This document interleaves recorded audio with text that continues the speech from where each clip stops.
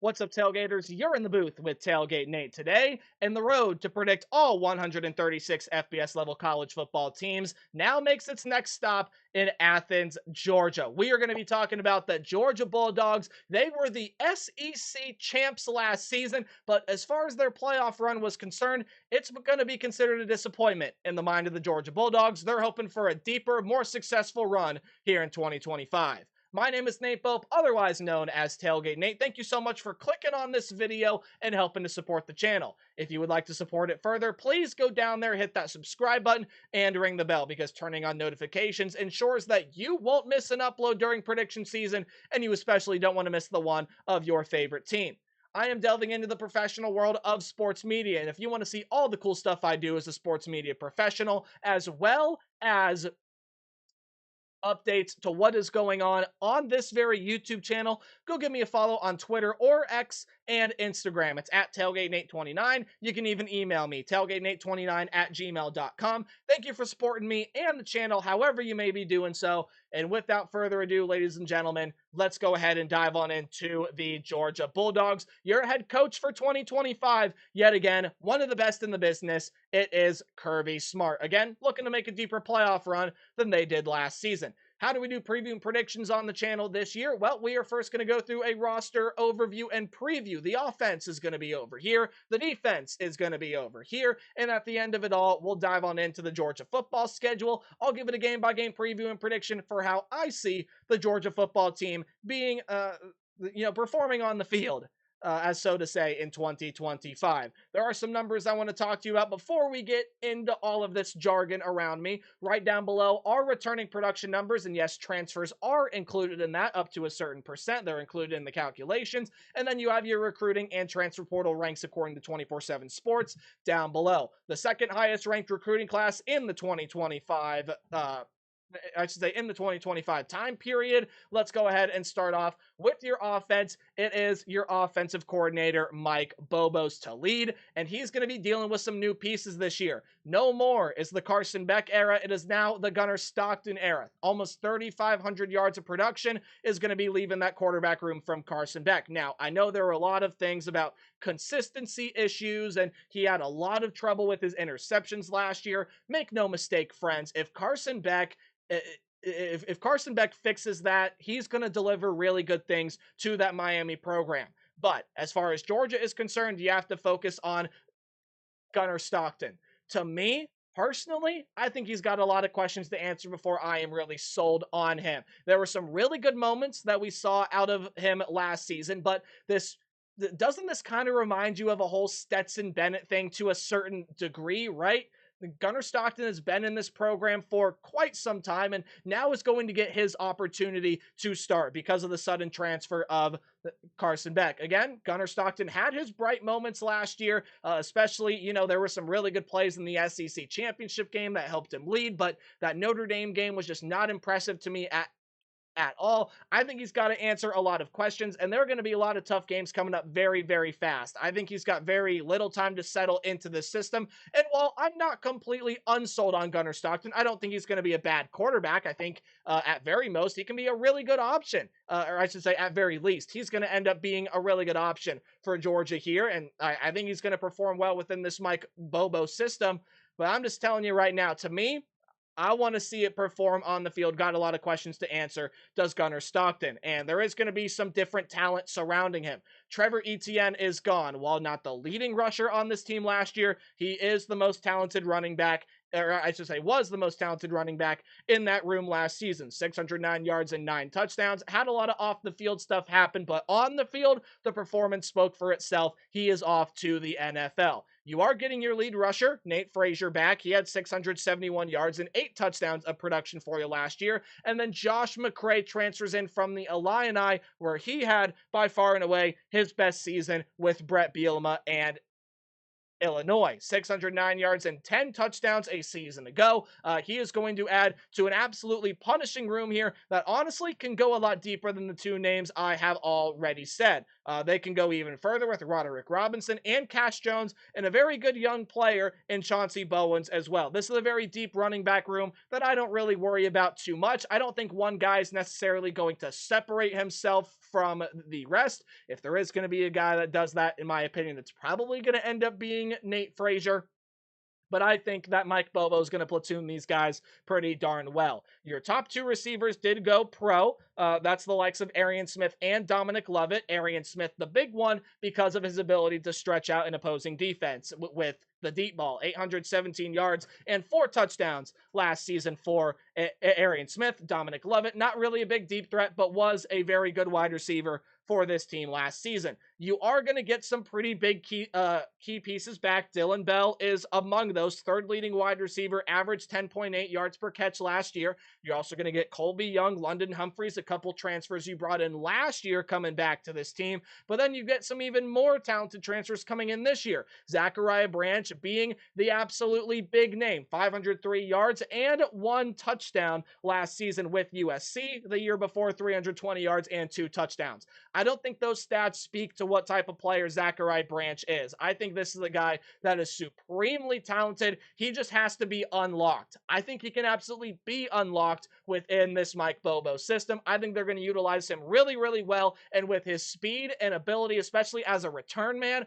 I think you're going to get some excellent value there out of Zachariah Branch. You also are going to see Noah Thomas transfer over from Texas A&M to be another pretty big piece in which your two deep is looking pretty darn good in the wide receiver room. Tight end room, again, you aren't losing a Brock Bowers type player out of the tight end room this year. In fact, both your tight ends do return. Lawson Lucky and Oscar Delp return to platoon at the tight end position for you. As far as wide receivers and tight ends go, those were your fourth and fifth leading receivers last season. Again, you have to throw Cash Jones into that mix out of the backfield as well. But Oscar Delp wasn't far behind him by much. Lawson Lucky, the lead tight end, but Oscar Delp, again, a very big piece to what that room likes to do. 4 starting linemen are going to be gone and off to the NFL. However, your one starter, Ernest Green, does return to that right tackle position, and you're promoting everyone else from within. On the left side, Monroe Freeling, Micah Morris, the center, Drew Bobo, and then your right guard, Daniel Calhoun. A nice mix of seniors and juniors with some really, really talented freshmen in there as well. The one freshman being Daniel Calhoun. You also get a freshman transfer in Walt Claire Flynn, as well as some other guys that are going to be waiting in the wings, freshmen and sophomores, that could see some good playing time for the Bulldogs here in 2025. Again, if Gunnar Stockton can answer those questions that I have, and to get more specific with that, I mainly just want to see the consistency as well as now, how does he mesh with this wide receiver group, especially with the deep ball. When you got a speedy guy like Zachariah Branch now playing for your team, it's imperative that you utilize him to the best of his ability, and that means forming chemistry with that deep ball. We'll see if Gunnar Stockton can answer those questions for me coming up. Now, on to the defense, led by Glenn Schumann. Look, we know what Georgia's defense usually is, right? It's punishing, it's hard hitting, it loves to pressure you, etc., etc. It's going over quite a bit of significant overturn, especially within the defensive front seven, and, well, you're going to be losing some good pieces on the back end as well. Your top 3 leaders in sacks are gone off of this defensive front seven. That's Jalen Walker, who had 6.5 sacks. Also with 6.5 sacks, Chaz Chambliss is also gone. Michael Williams is going to be leaving. And then there are a ton of other losses there to that defensive front as well that are very, very notable. Nazir Stackhouse being a really, really big one up front there as well. So again, your top 3 leaders in sacks, as well as some more pieces, are going to be gone off of that defensive front seven. And that is, again, going to be a really hard transition, but this is Georgia. They just developed defensive star after defensive star. Defensive tackle Christian Miller could be the next star on the defensive line for you. He had 27 tackles and a sack and a half last season. As far as edge rushers, well, you're going to get a guy coming in from Army and Elo Madozi. Elo Madozi last season with the Black Knights 34 tackles, 6.5 sacks, equaling the production that Jalen Walker and Chaz Chambliss had last season. He's a linebacker. They might use him as an edge rusher type player, but again, he's going to be a very big piece. And then speaking of the linebacker room, CJ Allen, Raylan Wilson, those are going to be some big pieces coming back for you this year. Again, even with its losses, you want to add some more names to the above? Sure, let's go ahead and do that. Defensive front, Gabe Harris, Jordan Hall. Again, Elo Mendoza is going to play that jack position for you in the linebacker room. Already talked about Raylan Wilson and CJ Allen. You want to dive in more to that two deep. Nazir Johnson is a really, really talented young player. Same with Quintavious Johnson, Cole Chris, and Justin Williams in that linebacker room, etc., etc. This is still going to be a very lethal pass rush, and I think it's going to be an absolutely exceptional unit for Georgia here in 2025. Now, when you talk about on the back end, you are going to lose a really, really impressive safety tandem. Malachi Starks and Dan Jackson both have gone pro. Malachi Starks was the leading tackler for you last year, and Dan Jackson was able to pick a couple passes off with 2 interceptions last season. However, again, you're going to be getting some really key pieces back. KJ Bolden being a big one, Dalen Everett being a huge one, leading the team with 3 interceptions last season. Both of those guys were top 10 tacklers. Same thing there with Jonel Aguero. Uh, Again, not being a top 10 tackler, but just being a really, really good secondary piece. And you can even add some more names onto those as well. You do get a couple of transfers in to add some depth to the defensive back room. Adrian Maddox and Zion Branch transfer in from respective programs to give this defensive back room some more depth. I still think it's going to be a pretty stout secondary, and this Georgia offense will be flying, or this Georgia defense, I should say, will be flying all over the field like it normally does. Starting punter and kicker both return to the special teams unit, running it back here in 2025. Again, to me, Gunnar Stockton has a lot of questions to answer, but this Georgia run game, I think is going to be great because it can go 3, 4, 5 deep in that running back room. Gunnar Stockton does have a ton of weapons to be able to utilize with, both in the wide receiver and tight end room from pass catching standpoint. And the offensive front, even though they're replacing a lot, what's the one thing that Georgia is known for? Yeah, it's physicality. I think the offensive line is still going to be physical, and need I say any more on this defense? Even with all of its losses, we know what style of defense Georgia plays with. It's punishing, it's hard hitting. There are areas where it can improve in 2025, but I have a feeling we'll see the same Georgia defense as old here this upcoming season. Here is the Georgia football schedule for 2025. But before we dive on into that, there are some numbers right down below me that I want to tell you about, and they are courtesy of FanDuel. No, not sponsored. No, I'm not telling you to go place your money. It's just to give you a little bit of context onto how the odds makers in Vegas think Georgia is going to do this year. Well, plus 300 to win the conference. I believe those are actually, I don't believe those are accurate. All right, there you go. Again, these numbers right down below are as of recording this video. They are subject to change, and they've been changing a lot lately. So as of recording this video, Georgia is a plus 310 to win the SEC and repeat as the conference champs. That's second only to the Texas Longhorns. That number is fluctuating anywhere from 290 to 320 right now. And the national championship odds, they are plus 650, giving them the third best odds to hoist the national championship trophy, only behind Texas and Ohio State. When you take a look at the schedule for the Georgia Bulldogs, it's going to start off pretty easy here. Marshall is one of the worst teams in returning production this year. They have to replace about more talent than anyone across the country this season. Georgia's going to be able to beat them, and they will run through their SEC foe, or I should say their FCS foe in Austin Peay. Got a little bit ahead of myself because their first SEC foe is going to be right here against the Tennessee Volunteers. Again, this very middle portion of the schedule, you got 2 non-conference games before, 2 non-conference games after the SEC slate. So you are on the road against Tennessee to kick off the SEC slate. And just to be quite honest with all of you people, I just don't know if Tennessee is going to be that great of a team this season. I think they're going to win their fair amount of games this year, but compared to the expectation coming into this year from last year in the winter has dramatically changed in the spring. And it's all because of the Nico Iamaleava situation, and the wide receiver room is getting retooled, and you don't have Dylan Sampson, and now no more James Pierce. The team is going to be built very differently from teams in the past. It was very much so, hey, let's beat you with our offense. Now they can be a pretty balanced team, and the defense has seen pretty good improvements. Joey Aguilar is in at quarterback to lead, and I think he's going to end up doing a pretty solid job. He's actually a quarterback I like a lot, but Tennessee is just nowhere near as talented as Georgia. I don't think they have the weapons necessary because of all the transfers and guys that have gone pro to be able to stretch this Georgia defense out enough and attack their weak points.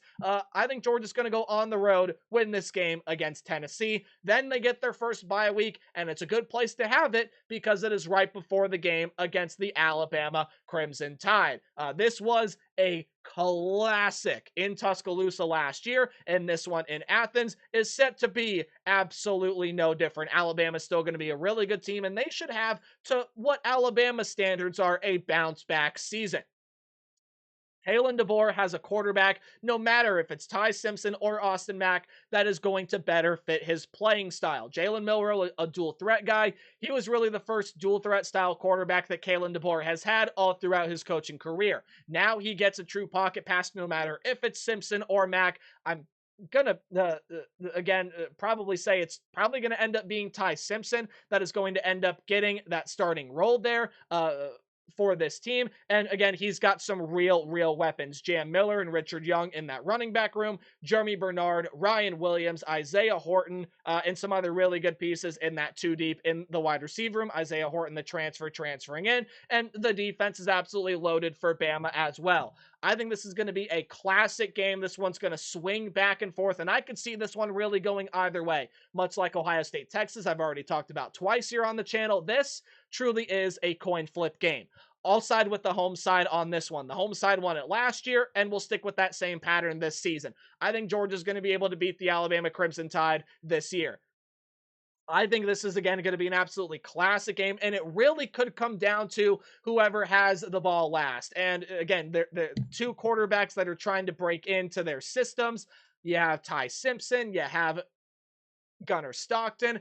I just simply think this Georgia defense is going to be able to do enough, force that extra turnover, bring that extra level of physicality, and it'll be able to get past the Alabama Crimson Tide. Kentucky's going to have to replace a lot of pieces, and I don't really feel that confident in the Wildcats this year. Sorry, Mark Stoops fans and Wildcat fans alike. I just think Kentucky maybe not going to have that good of a season this upcoming year. Georgia should be able to win that one, especially at home. Kentucky gave them problems last year. I don't see the same thing happening in 2025. Okay, this is where I might start to lose some of you people, but the Auburn Tigers are up next on the schedule.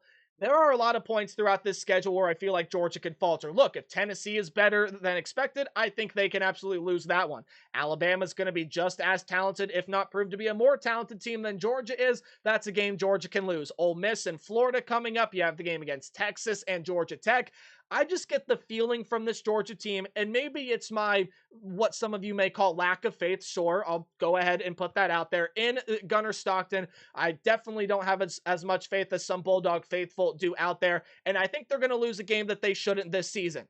Well, I think it's going to end up being this one against the Auburn Tigers right here. Again, this should be a game that you're able to win, but Auburn is transferring in a lot of very nice pieces. For starters, Jackson Arnold is coming in at the quarterback position. Didn't work at Oklahoma. I think it can work out pretty well with the Auburn Tigers. Eric Singleton is transferring in to play wide receiver for you to pair with Cam Coleman and Malcolm Simmons, two very talented young pieces, and you get some more really talented guys into that room as well. Defensively, you get a lot of good production back from last year. Although you are replacing some pieces, the defense can be pretty young. When I just look up and down at this Auburn roster, I see a lot of talent, and I also feel like Auburn is going to win a very big game to them this year. That's the one, and I think Auburn is going to be able to beat Georgia there. It's a road test for Georgia, and I think they're going to falter. Give me the Tigers in the upset win over the Bulldogs. Then you have the Ole Miss Rebels coming up here. Look, Austin Simmons, I think, is going to be a great quarterback for Ole Miss this season. I think he's going to be phenomenal, especially, again, that one drive that we saw against Georgia last season. Oh, if it's anything like that, you were in for a real treat when Austin Simmons takes over as the quarterback for this team. I just again see Mississippi State struggle, or not Mississippi State. Sorry, that comes later. I just see Ole Miss struggling with the physicality, and you're gonna have to. You are fully retooling that wide receiver room. 5 transfers enter there to retool. You're retooling the secondary, and Georgia's got some weapons that can really spread you out now. I like Georgia to be able to win that game. Florida is up next, and I got Georgia winning this one too. I think the physicality difference, especially after the week of preparation for the bye week, is going to make the big difference here. I think Georgia is going to have a hell of a time trying to game plan for DJ Lagway. Then again, who won't? He might be one of the best dual threat quarterbacks in the country if he's able to stay healthy. And Florida's got a lot of really good weapons up and down the field. I think Jaden Ball, the running back, is poised for a good breakout season. The defense added a lot of nice pieces through the portal there as well. Again, it's that extra level of physicality, and Florida has not been able to beat Georgia in quite some time. I'll take the Bulldogs here in this one. At Mississippi State, don't think it's going to be a good year for Jeff Lebby and company. I will go ahead and take the Bulldogs, Georgia, here in that matchup. Then comes this game against Texas. Georgia was able to beat Texas twice last season, once in Austin and then once in overtime in the SEC championship game. This Texas team is so talented, and I don't think Georgia is going to be that lucky this year. This game is at home in Athens, so that's a leg up, but give me the Texas Longhorns to be able to win that game against the Georgia Bulldogs. For as good as Georgia's defense is, Texas can match them. Pound for pound, punch for punch. I think Texas's defense will be every bit as good as Georgia's this year, and I like their offense a whole lot better than what Georgia has. I think they got one of the best running back duos in the country. Their wide receiver room is loaded. Oh, and they got a bona fide Heisman contender at Arch Manning at quarterback. Give me Texas to be able to win that game. Georgia will be able to beat Charlotte. And then this one against Georgia Tech is another interesting one for the Georgia Bulldogs. I do think that Georgia will win this game, but Georgia Tech is one of the most dangerous teams in the entire country. Yes, you heard me, the country. Haynes King is back at quarterback. His dual threat ability is second to none across the country. Jamal Haynes is back at running back. You get a lot of good pieces in the wide receiver room back. I just don't know if that defense is going to be able to keep up. It kept up last year, and you're going to get Kyle F. Well, actually, it didn't even keep up last year because that was a shootout there in Athens last year. Now you're transferring this one to Georgia Tech's environment. Hey, don't be surprised if this is one of those rivalry week upsets. We saw a lot of them last year. We can see more again this year. This is one of them, but I will go ahead and side with the Georgia Bulldogs, a team that has dominated this rivalry for a very, very long time, especially in recent memory. So where does that leave Georgia? Well, that leaves you with 10-2, a 6-2 record in conference. And to Bulldog fans, that probably also might not be good enough, especially because you lost to a team that you weren't supposed to lose to here. But there are a lot of pitfalls on the schedule, especially in conference play, and I've already listed them out for you. Tennessee, Alabama, Ole Miss, Florida, Auburn, Texas, even that out-of-conference game against Georgia Tech. And again, Gunnar Stockton to me has got to prove it. I think he's got to prove that consistency and prove that he can form chemistry with these wide receivers. Not worried about the run game at all. Also, the offensive line might take a little time to gel. I think Georgia's still going to be a really good team, still a team that can get back to the college football playoff. I got him sitting at 10-2 here in 2025. Let me know what you think in the comment section down below, and thank you for supporting the channel any way you can. Remember to play hard but tailgate harder, and I'll see you in the next prediction video. Goodbye.